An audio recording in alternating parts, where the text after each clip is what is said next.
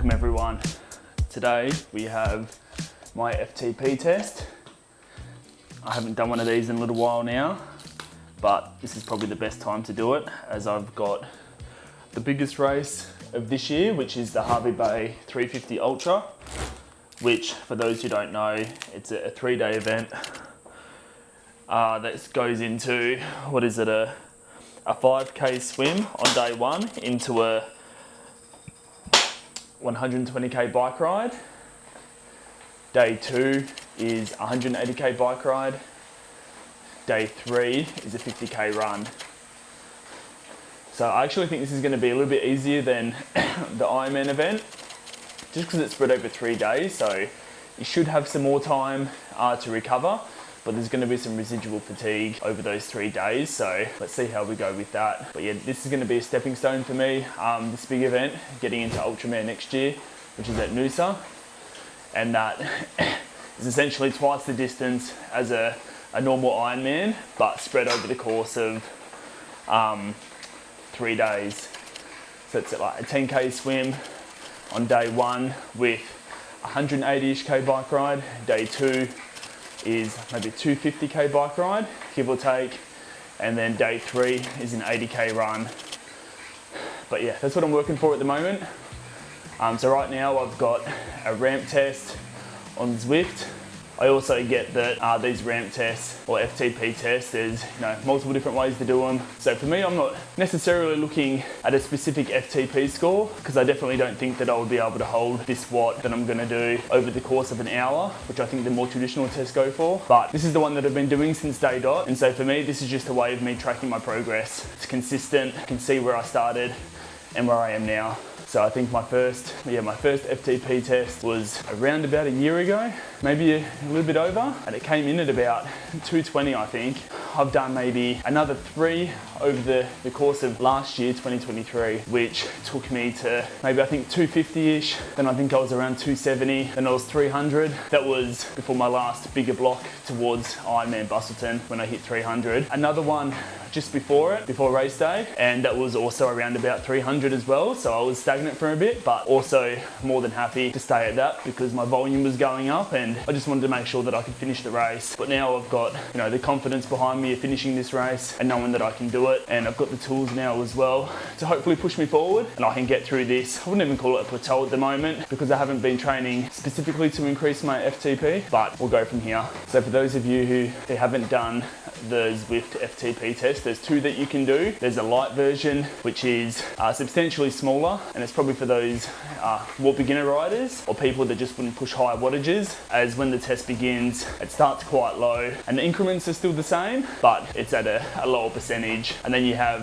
the full ramp test, essentially, where it goes up, a little bit hard for me to see it right now, every 1 minute it goes up by 20 watts. So for me, goal is anything plus 300 would be great, probably more than 301. So at least I know I've done something half decent in my last training block, but let's just see how we go. I don't want to put too many expectations or too much pressure on myself. I just want to go out here, try and have as much fun as you can, and then go from there. But yeah, this one here, it's a 5-minute warm up, coming down to the 20 seconds, and then it's going to begin. The first 5 minutes is essentially get your legs moving, start to get your heart rate up, which mine's at 125-ish at the moment, and then it'll start off at 100 watts. So it wants me to slow right down, and it actually has your average wattage there on the screen, which you guys will be able to see right below my current wattage. So that lets you know for each minute if you have to push a little bit harder or ease it off a little bit, because you really want that average to be as consistent as possible with what it's telling you to do for the duration of the race, so you don't burn out too quickly or you're not going too light for too long and then you end up shooting yourself in the foot on the other side. I only got into cycling and triathlon around about a year ago, a little bit over a year ago now. My mate and I were having coffee, and then he sort of suggested, to get into cycling because it's, a whole different world, and triathlon is really cool as well. And I was like, yeah, okay, we can give it a go, because I'd really only done running for my cardio before that, or CrossFit. And then honestly, it was just love at first sight. I haven't looked back since, whether it's with your mates or, or by yourself. I just seem to enjoy it no matter what. Almost the same bike ride every single day. I have a bike path, which ends up being around 80 kilometers of uninterrupted bike path. so there are no cars, just other people on bikes, people running and walking. So it's super safe for me, which is great because it lets you zone out just a little bit. Whereas if you're on the road, you've always got to be alert because you don't know what other cars are doing and everything else. This is also my first official YouTube video in the longer form content. So hopefully, this consistency stays and I get a lot of enjoyment from doing this because I love talking about triathlon, just being fit in general, that overall, just sense of fitness. So I'm hoping to connect with a bunch of you guys out there that also just love training, just for the sake of training, and being fit enough to do all these different events is really awesome. But yeah, coming up to the end of the 140 now, averaging 138, which is pretty perfect for me, or 139. So now, it's gone up by 20 watts now. So I've turned that up a little bit. And by the end of the minute, my average should be around about 160. But yeah, finding this really easy, as you should, for where I am. But every single time, I don't know if this happens to everyone else, but you just hit that point, you've got that threshold when you cross, could be anywhere. And it goes from easy to like relatively easy to hard, really hard. There doesn't seem to be a moderate in between for me at the moment. But I think that's also because my leg strength is still catching up with my cardiovascular fitness. So I think the more I ride and the stronger my legs get, the better I should be. I did an VO2 max test and metabolic testing a couple of weeks ago. Bit of running, not on the bike. That came back with the VO2 of 70, which I was pretty happy with, to be honest. I still have a fair bit to go in the VO2 and running efficiency, but that's given me a pretty good idea on where my fitness currently is. And now that I've decided to, take my training a little bit more seriously, working towards some bigger events and not just finishing the race, but finishing, doing specific paces and, or specific wattages on the bike. A very wise investment on my behalf. As well with sweat testing. Yeah, the sweat test for me is probably the most important test that I've done so far to date, or I think it's going to be the most impactful.